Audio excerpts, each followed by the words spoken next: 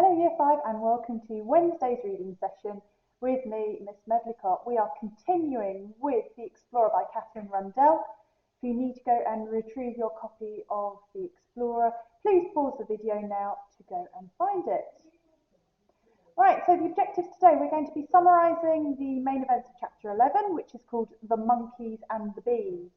And we're also going to be discussing the tone or atmosphere of the text as well.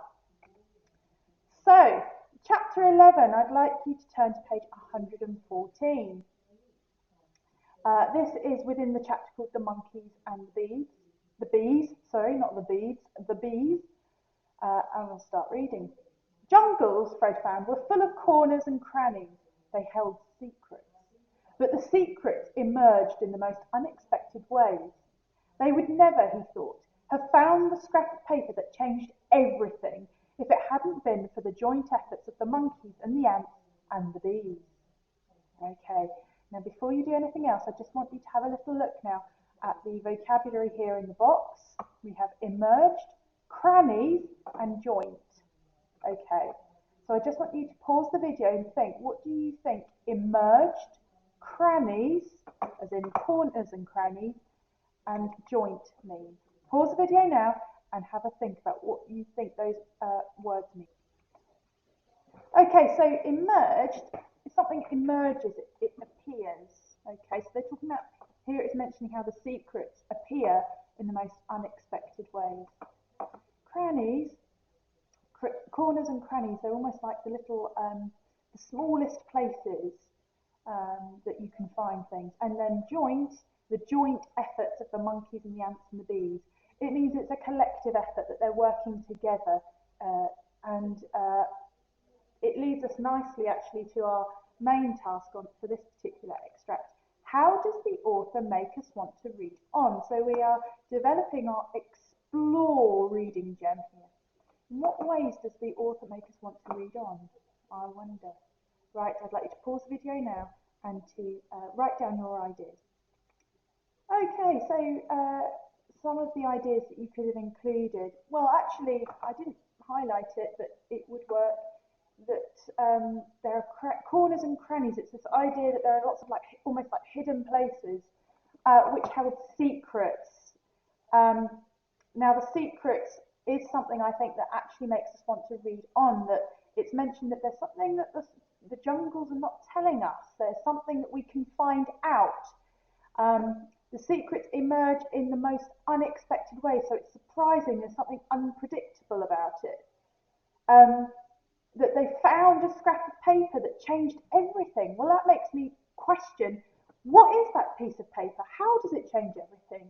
There's a high level of intrigue. I'm curious to know what the monkeys and the ants and the bees do that helps the children to find the scrap of paper that changes everything. So lots and lots of clues there actually that the writer has included. Well done if you got any of those. Right, so page 119 to 121, I'd like you please to read those pages yourself, and I'd like you to identify which words or phrases that give the impression that the monkeys are moving quickly. So which words or phrases are giving the idea, the notion, that the monkeys are moving quickly. So I'm going to give you time now. You're going to pause the video, read those pages, and write down the words and phrases. Off you go.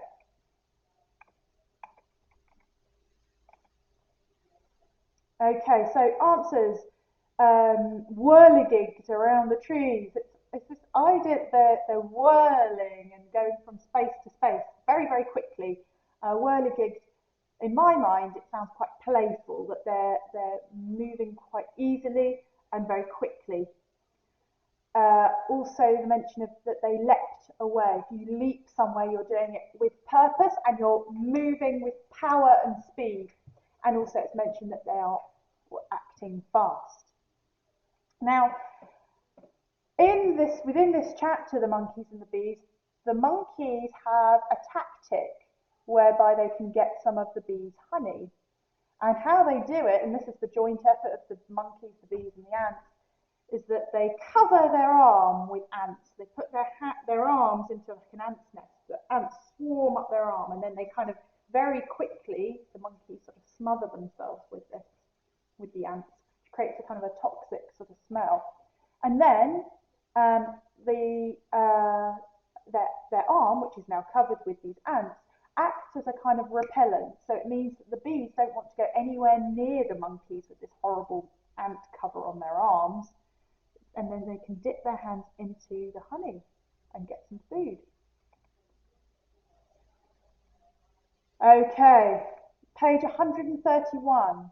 The children find something very curious, and actually from the previous session when we talked about Con's photographic memory and how we think this might help the children, here we have a moment where that particular talent that Con has might very well help them. So page 131. It's a map, he said.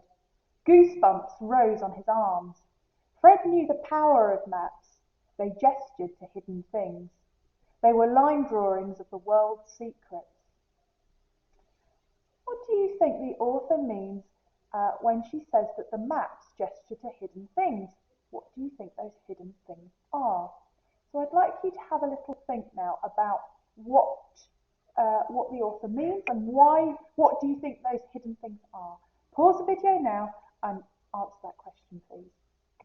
Right, so the hidden things could be treasures, could be pathways, could be particular places that the children have yet to discover.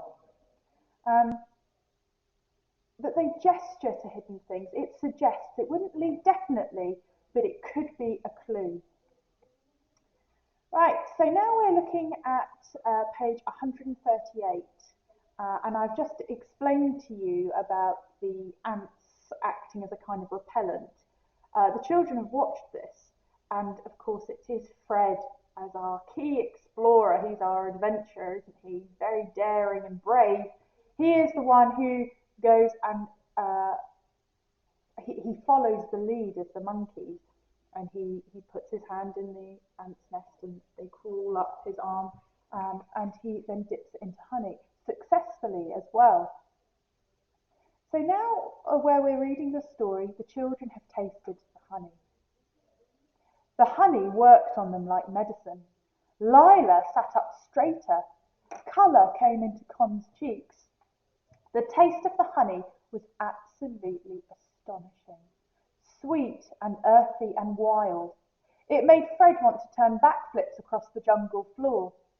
It was a taste rich enough and deep enough to make them forget, just for half an hour, about the map. Right, so we are now, it's the sort of after effects of eating this honey. Bearing in mind, please, that the children have not eaten for very long, have not eaten in a long time, sorry. How does the tone of the story change here? Why? Now I want you please to answer this question in your workbook. How does the tone, the atmosphere, the feeling of the story change? What's different now? And why? Off you go.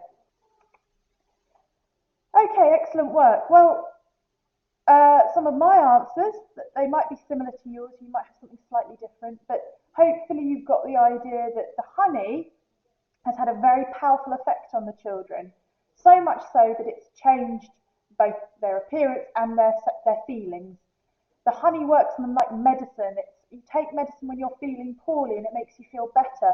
Well, the honey is having a very similar effect. So much so that Lila is sitting up straighter, so it's the sense that she's got that sort of energy and oomph. The colour has come back into Con's cheeks, which suggests that she's looking very pale and perhaps a bit sickly beforehand, so that the colour is coming back to her. The description of the honey as being absolutely astonishing, so amazing taste, that's sweet and earthy and wild. It makes Fred want to do backflips across the jungle floor, so obviously he feels revived and rejuvenated. He's now got more energy thanks to the medicine, thanks to the honey, which is like a medicine. So the tone has become much more positive. The children have become much more energetic as a result, and perhaps a little bit more hopeful that they will be able to survive this ordeal. Right, that brings us to the end of today's lesson. In tomorrow's lesson, we're going to be looking at chapter 11, which is called Con. So if you can read on, that would be great. If you could read a little bit more of the story, that would be very helpful for your understanding. And I'll look forward to seeing you tomorrow. Bye.